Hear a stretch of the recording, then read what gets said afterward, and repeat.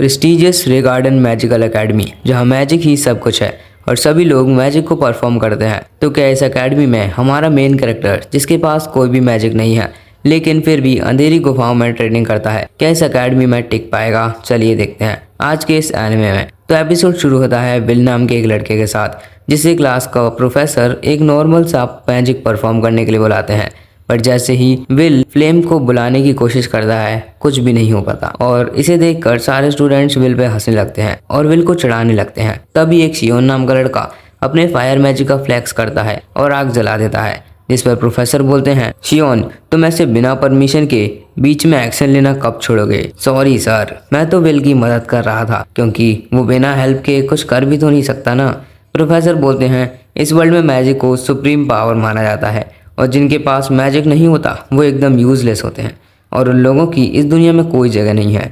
उस क्लास के बाद विल बाहर आता है, जहां उसे शियोन और उसके दोस्त मिलते हैं, जो कि उससे फिर से परेशान करने लगते हैं। तभी वहां कैरोलेट नाम की एक लड़की आती है, जो कि शियोन से बोलती है, विल तुम लोगों से बहुत अच्छा है और वो हार्ड वर्किंग भी है। तब शियोन बोलता है, बस काइंडनेस और हार्डवर्क से कोई अच्छा मैजिशियन नहीं बन सकता और विल तुम्हें ये एकेडमी छोड़कर चले जाना चाहिए। और ये कहकर वो वहां से चला जाता है। उसके बाद जब विल और कैरोलेट बातें कर रहे थे, विल आसमान को देखकर बोलता है, देखो ये आसमान कितना ब्यूटीफुल है। कैरोलेट बोलती है, बिल्कुल सही कहा तुमने, ये कितना क्यूट लग रहा है और ये सब 5 ग्रेटेस्ट मैजिक मेजिया वंडर्स की बदौलत है। और उसके बाद हमें बताया जाता है कि बहुत सालों पहले ये गांव के लोग डार्कनेस से घिरे हुए थे और उन्हें आसमान के बारे में कुछ नहीं पता था और उस टाइम सभी लोग दी सेलेस्टियल घोस्ट से डरा करते थे। तब 5 मैजिशियंस ने उनको आसमान में सील कर दिया और गांव में फिर से शांति आ गई और तभी से उन्हें द मैजिया ऑफ वेंडर्स कहा जाता है। और ऐसे ही ये टाइटल इस वर्ल्ड का हाईएस्ट और मोस्ट रिस्पेक्टफुल नाम भी बन गया।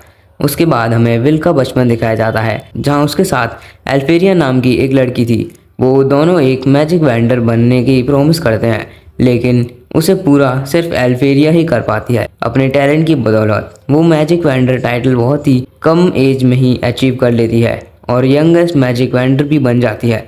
यहाँ विल अभी भी उसके साथ मैजिक वेंडर बनने वाले प्रॉमिस को अचीव करने के लिए ग्राइंड कर रहा है। उसके बाद हमें प्रोफेसर वर्गनर दिखाए जाते हैं, जो कि विल को डांट रहे थे क्योंकि वो फिर से बिना बताए और बिना किसी की परमिशन लिए डंजियन में चला गया था, वो भी डंजियन के 7th फ्लोर पे। उसके लिए वेल माफी मांगता है और वेल से प्रोफेसर वर्गनर पूछते हैं कि क्या तुम अभी भी एक मैजिक वेंडर बनने का सपना देख रहे हो? अगर तुम्हें सबसे टॉप फ्लोर पर पहुंचना है तो तुम्हें अपर इंस्टीट्यूट में जाना होगा और तुम्हें इसके लिए राइटिंग, स्पेल और प्रैक्टिकल में बहुत सारे क्रेडिट्स हासिल करने होंगे और उसके लिए तुम्हें मैजिक के क्रेडिट्स होना भी ज़रूरी है। प्रोफेसर विल, मैं यही तो कह रहा हूँ। प्रोफेसर बोलते हैं कि वेल, अगर तुम्हें पास होना है तो फिर तुम्हें इस हफ्ते में 4 क्रेडिट्स बनाने होंगे, पर इस वीक में तो बस 2 ही दिन रह गए हैं।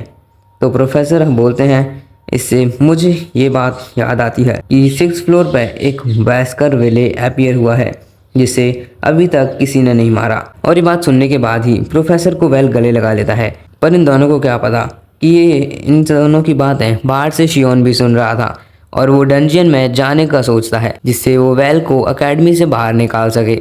उसके बाद हमें वेल डंजियन में देखने को मिलता है, जहाँ वेल बहुत ही एक्साइटेड था। वहीं शियोन अपने दोस्तों के साथ डंजियन में आ गया था और शियोन बोलता है, अगर हम उस मॉन्स्टर को हरा दें तो फिर वेल को वो 4 क्रेडिट्स नहीं मिलेंगे और वो एकेडमी से बाहर हो जाएगा।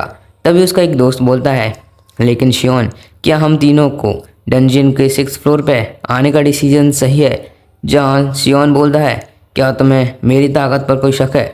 नहीं नहीं, मुझे और आपकी ताकत पर शक, ऐसा तो हो ही नहीं सकता ना। पर तभी वहाँ एक मॉन्स्टर आके शियोन के एक दोस्त पे हमला करता है और उसका दूसरा दोस्त तेज तेज चिल्लाने लगता है और उसकी आवाज़ वेल तक पहुँच जाती है और वेल जल्दी से उन जगह पे पहुंचता है और देखता है कि शियोन एक बहुत ताकतवर मॉन्स्टर जो कि 10 क्रेडिट्स का है उससे लड़ रहा है, लेकिन उसके स्पेल्स कुछ काम ही नहीं कर पा रहे हैं और अगर ऐसे ही चलता रहा तो वो मॉन्स्टर शियोन को मार देगा।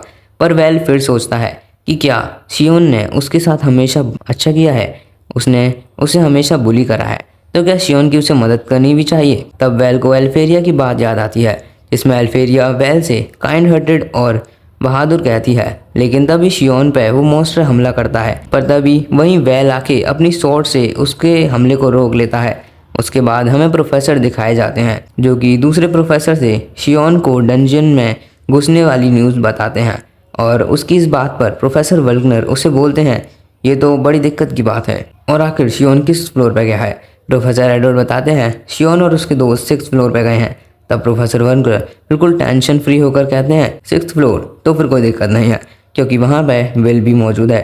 उसके बाद प्रोफेसर वल्कनर अपनी क्रिस्टल बॉल से वेल को लड़ाई देखने लगते हैं, जहाँ वेल उस मॉन्स्टर से बहुत अच्छे से लड़ाई कर रहा होता है और उसकी एक उंगली भी काट देता है, जिससे वो मॉन्स्टर बहुत गुस्सा आ जाता है और वो शियोन पे और भी हमला करने लगता है। लेकिन वेल हर हमले को डॉज कर लेता है। तब शियोन बिल्कुल सदमे में चले जाता है और सोचने लगता है कि क्या ये वही वेल है जिसे हम बुली करा करते थे या फिर कोई और है। और वेल ये फाइटिंग स्किल्स देखकर प्रोफेसर एडवेंट भी शॉक हो गए थे। वेल की तारीफ करने लगते हैं और कहते हैं भले ही वेल मैजिक नहीं यूज़ कर सकता, लेकिन फिर भी वो स्ट्रॉन्गेस्ट स्वॉर्ड्समैन और मास्टरमाइंड के साथ उसकी ऑब्जर्वेशन स्किल्स भी बहुत अच्छी हैं। उसके बाद हमें वही फाइट दिखाई जाती है जिसमें वेल उस मॉन्स्टर की स्वॉर्ड उठा लेता है और उसी मॉन्स्टर के बीच में से काट देता है और उस प्रोफेसर वल्कनर से 10 क्रेडिट्स भी मिल जाते हैं। अगले सीन प्रोफेसर वल्कनर की क्लास का होता है, जहाँ प्रोफेसर टावर के बारे में बता रहे थे कि टावर के टॉप तक पहुंचने के लिए तुम्हें एकेडमिक, मैजिक और फिजिकल के पॉइंट्स मिलाकर डिजायर्ड पॉइंट को कलेक्ट करना होगा। तो गाइस आज की इस वीडियो में इतना ही, मिलते हैं किसी नेक्स्ट पार्ट में।